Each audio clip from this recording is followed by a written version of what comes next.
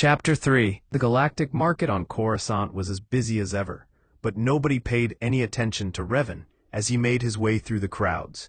Almost 2 years had passed since he had been proclaimed the savior of the galaxy. Though the Senate had awarded him its highest honor, the Cross of Glory, in a ceremony broadcast across the HoloNet, and his name was well remembered, his ordinary and rather unremarkable features had faded from public memory. In the aftermath of the presentation, he had become a reclusive hero, eschewing public appearances and declining interview requests from any and all media outlets.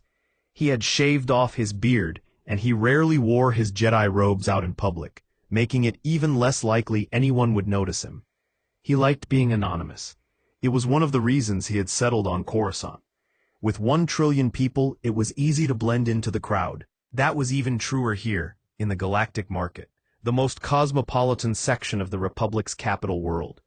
Merchants and shoppers of virtually every known species gathered to conduct commerce in a kaleidoscope of colors, shapes, and sizes.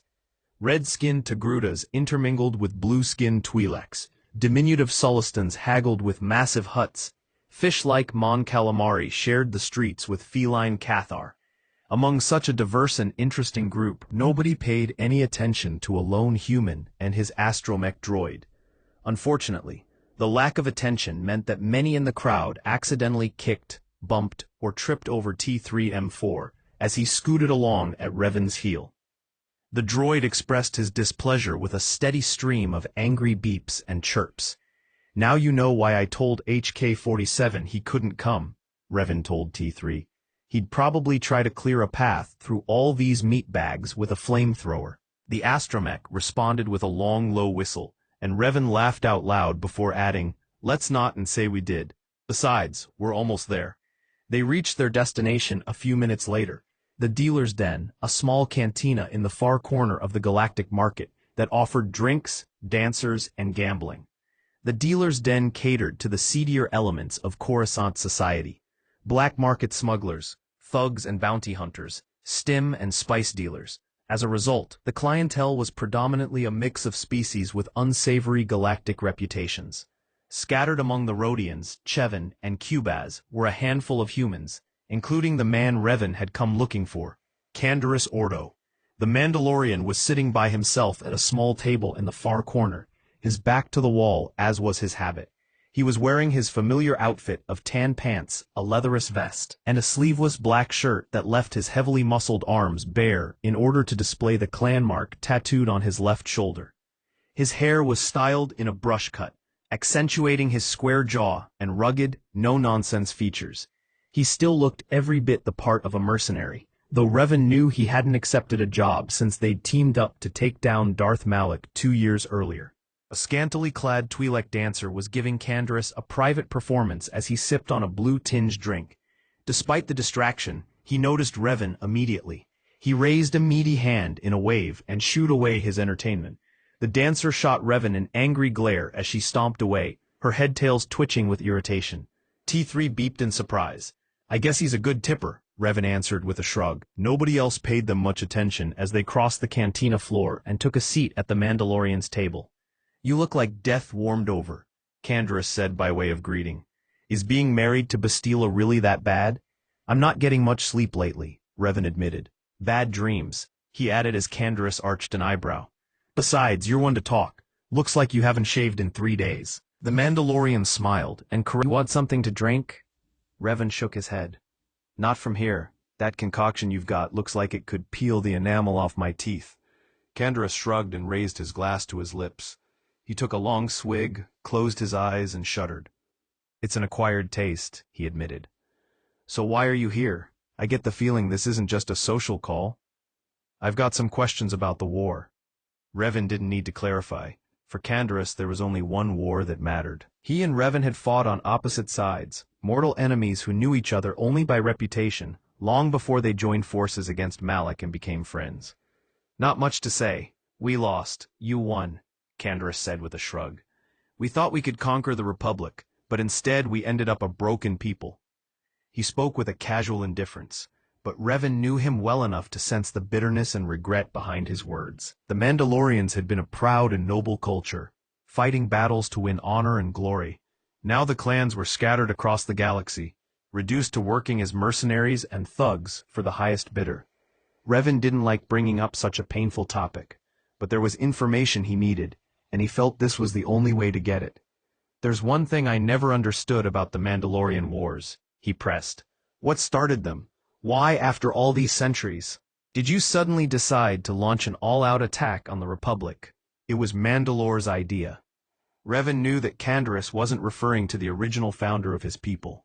For centuries, each successive leader of the Mandalorian clans had symbolically taken up the name of Mandalore as a way to simultaneously honor his cultural heritage and reinforce his own authority. To distinguish among rulers, each chose an honorific to define his or her reign, such as Mandalore the Conqueror or Mandalore the Indomitable. The most recent ruler had called himself Mandalore the Ultimate. Mandalore felt the Republic was weak, Canderous continued, vulnerable. He summoned the warriors of the clans, and we followed him into what we thought would be our greatest conquest. There was no need to ask if Canderous or any of his fellow warriors had hesitated. When Mandalore called, the clans answered, while there might be battles and disputes among those seeking to be Mandalore's successor when he fell. Once the decision was made, there was never any dissent or debate. "Things were going fine until you came along," Canderous said with a grim smile. "You and your followers turned the entire tide of the war against us. Eventually you killed Mandalore, and everything changed." Revan couldn't actually remember any of his battles against the Mandalorians. They were buried in the part of his mind that had been locked away when the Jedi Council turned him against Malak. But he had studied up on his own history enough to fill in the missing details from Canderous's narrative.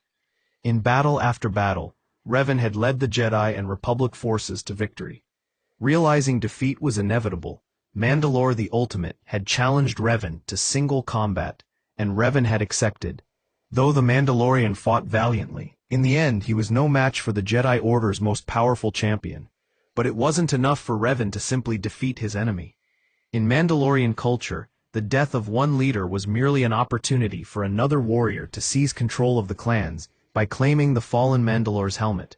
To prevent this, Revan had stripped the helmet from his vanquished foe's corpse and hidden it on an unknown world. For a warrior culture defined and bound by tradition and honor codes, the loss of Mandalore's mask was a crippling blow. Denied the sole item recognized as the symbol of leadership, the Mandalorians could not choose a new Mandalore. With no universally acclaimed ruler, their armies became fragmented and ineffective, and within weeks a series of decisive victories by Revan's troops forced the Mandalorians to accept an unconditional surrender.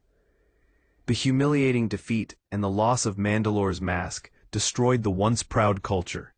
Canderous had spoken of this once during the time they'd spent together stopping Malak.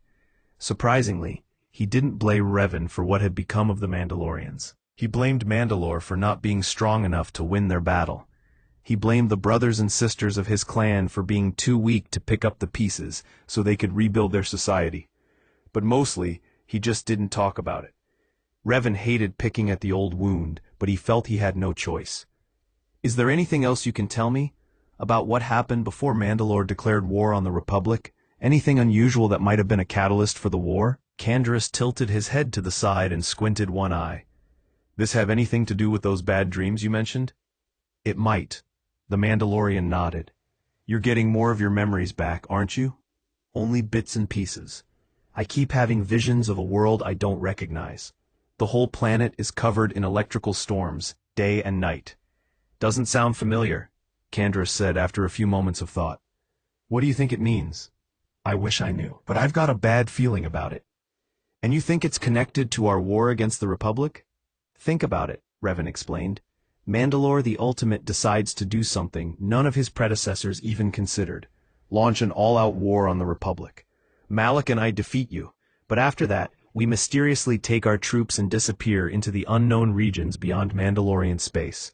When we return, we decide to launch a war against the Republic too." "It does seem like sort of a strange coincidence," Canderous agreed. "You think you ran across this storm-covered planet in the unknown regions?" "I'm not sure, but something happened to us out there. Something made us turn against the Republic. Maybe it's connected to Mandalore's decision to attack the Republic in the first place. And you think whatever this thing is, it's still out there? And it's still dangerous?" I feel like visions are a warning. Like part of my old self is trying to tell me something I can't afford to ignore, Revan sighed. Sounds a little crazy, doesn't it?